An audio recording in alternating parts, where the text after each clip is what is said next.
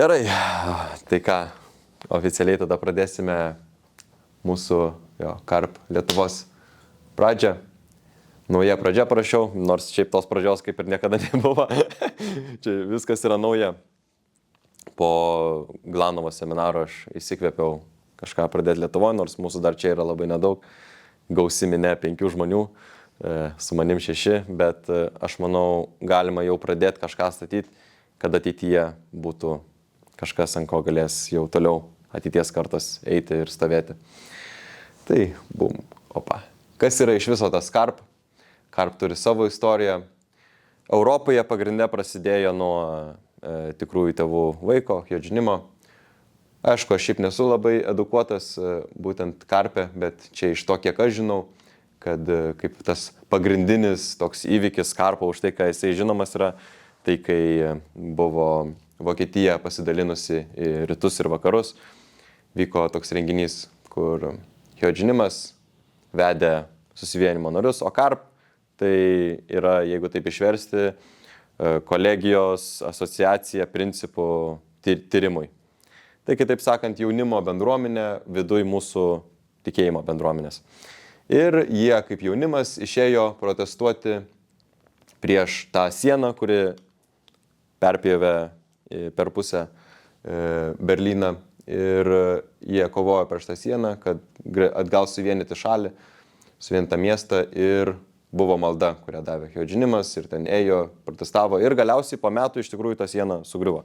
Kas atrodė žmonėm neįmanoma, galiausiai pavyko, ir mes, aišku, tai matome kaip tą vieną iš rezultatų būtent jų, ką jie darė, kaip jie kovojo prieš tai.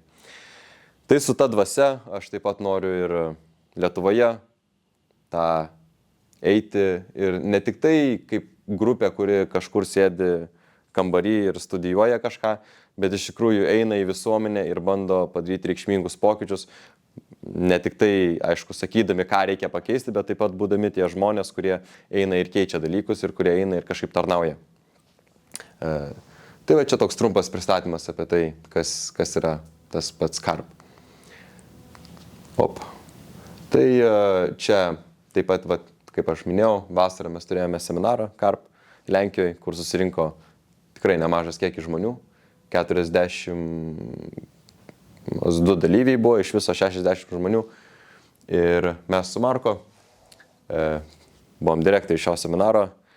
Ir tikrai turėjom sėkmingą seminarą, po kur Italija pradėjo Karp veiklą daryti, Anglija pradėjo Karp veiklą daryti. Budapešte jau Vengrijoje vyko Karp veikla, kuri kaip buvo iš tikrųjų, manau, toks tas raktinis įkvėpimo momentas visiems kitiems prisijungti prie to. Tai ant to pagrindo tikrai turėjome labai sėkmingą seminarą, kur daug žmonių atėjo ir daug žmonių įsikvėpė, ir tuo pačiu metu aš irgi įsikvėpiau kažką Lietuvoje pradėti daryti su tuo. Tai vat. Ir ką mes veiksime? Čia aš, kad nieks nesipriešintų, sudėjau tiesiog nuotraukos, kur aš esu. Tai bus susitikimai kas antrą šeštadienį. Aš manau, gal ir ateityje pradėsim daryti kiekvieną šeštadienį, kai pas man tam atsiras, jausiu, kad tam turiu tikrai laiko ir galiu tam leisti, bet kol kas bus kas antrą šeštadienį. Ir vienas šeštadienis bus skiriamas, kaip dabar yra, kažkokia pamokėlė, lekcija, aišku, dabar čia labiau pristatymas, ne pamoka, bet bus kažkoks tokia lekcija trumpa, 10-15 minučių. Tada bus diskusijom laikas, irgi priklauso, kiek tų klausimų bus. Ir tada standartiškai bus ėjimas, čia yra nuostabi patalpa, kur galima skanios arbatos išgerti, sausainių, ir aš kiekvieną kartą pasirūpinsiu, kad būtų ką valgyti. Aišku, ir taip pat visą laiką kviečiu, kas ateina, atnešti, jeigu kažką nori su savim, kad būtų ką pavalgyti, bet tas kaip bus standartiška. Tai va čia galima bus ir apsišviesti, kaip mane apšviečia Deividas. Ir jo, o užtat kitas šeštadienis bus laikas, kada mes eisime tarnauti. Kol kas mano pagrindinė idėja yra, ir kas man paprasčiausiai yra, tiesiog eiti ir tvarkyti aplinką. Tai aš noriu vieną šeštadienį skirti teologiniam dalykam, kai mes kalbamės apie tą tikėjimą, taip toliau, bet kitą šeštadienį skirti praktikai. kad mes nebūtume tik tai tie, kurie sėdi su ratu ir kalbasi apie tai, kas turi būti gerai, kaip reikia tą gerą pasaulį matyti, bet mes iš tikrųjų einam ir bandom sukurti tą pasaulį ir ne tik tai per žodžius tą darome. Tai vienas šeštadienis bus skiriamas jo vidiniai veiklai čionai, o kitas šeštadienis eisime būtent tą patį laiko tarpą apie valandą tvarkyti arba kažkokią kitą labdarinę veiklą veikti ir tada vėl grįžti čionai ir tą patį arbata, sausainiai. Tas bus pastovu. Tai va. Tai čia bus mūsų veikla čionai. Ir koks yra šios veiklos tikslas? Jeigu taip imti aplamai, tai yra augti. Augti tiek mums patiems, tiek auginti mūsų visuomenę, tiek auginti viską, kas yra aplinkui mus. Ir čia gal jau galiu įeiti šiek tiek į patį tą principą, kurį mes nagrinėsime. Kaip principas sako, kad kiekvienas žmogus nori būti laimingas ir bando vengti buvimo nelaimingu.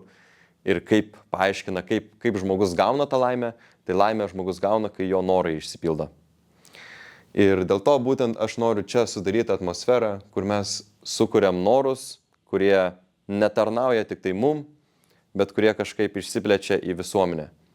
Tai tas tvarkymas ir taip toliau, čia yra dalykai, kuriuos mes galime duoti. Ir jeigu mes tai susijam kartu su savo noru, kad mes norime padėti, kad mes norime kažkaip prisidėti ir mes tuos dalykus išpildome. Ir aišku, iš to mes galime pajausti laimę. Kaip taip pat principas sako, kad kaip jeigu mūsų fiziniam kūnui reikia maisto, kad augti, fizinio, suvalgyti kažką, tai kad mūsų dvasia augtų, mums reikia vitalinių elementų, kurie ateina iš gerų darbų. O geri darbai nėra atsisėsti ratu ir pakalbėti. Kartais tai gali būti geras darbas su kažkuo pasikalbėti, kažką apšviesti, padėti jam kažką suprasti, bet dažniausiai geri darbai turi būti veiksmas tarnavimo. Tarnavimo tokio realaus, kur tu eini ir padedi žmonėm ir tu kažką padarai dėl jų. Tai toks yra mano pagrindinis būtent viso šito karp tikslas. Aš norėjau tikrai kažkaip suburti. Aišku, vėlgi, kol kas mūsų čia yra vos keli, bet aš savo vizijoje noriu įsivaizduoti, kad vieną dieną jau ir šita salė bus per maža, kad daryti šitą veiklą. Nes aš manau tikrai yra žmonių Lietuvoje, kurie nori augti, kurie nori padėti, kurie nori kažkaip įdėti savo energiją kažkur ir gal kol kas nerado tos vietos, kur jie gali tai padaryti. Tai aš noriu tą sukurti atmosferą, tą bendruomenę, kur yra padėtas fokusas ne tik ant to tikėjimo, bet ir taip pat gyvenimo to tikėjimo.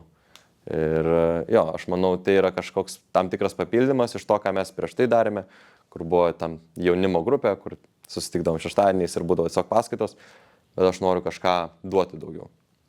Kažką, ką mes galime visuomeniai padaryti. Ir aš manau, nėra iš tikrųjų ribų, kur mes turim sustoti. Mes galime, ir ypač kadangi mes dabar oficialiai esame kaip organizacija, mes galime eiti ir į vaikų namus ir tenai kažkaip padėti. Mes galime eiti pas neįgaliuosius ir ten kažkaip padėti. Mes galim savanoriauti, kur mes norime. Tik mes pasisiūlom ir jeigu sutinkam, mes ten važiuojam, mes ten padarom, ką reikia. Tai va, tai toks yra bendras tikslas ir bendras, kodėl aš norėjau visą šitą pradėti. Tai tiesiog sukurti vietą, kur žmonės galėtų augti tiek žiniomis, bet taip pat ir augti darbais, tarnaujant. Ir va. Tai tiek iš tikrųjų.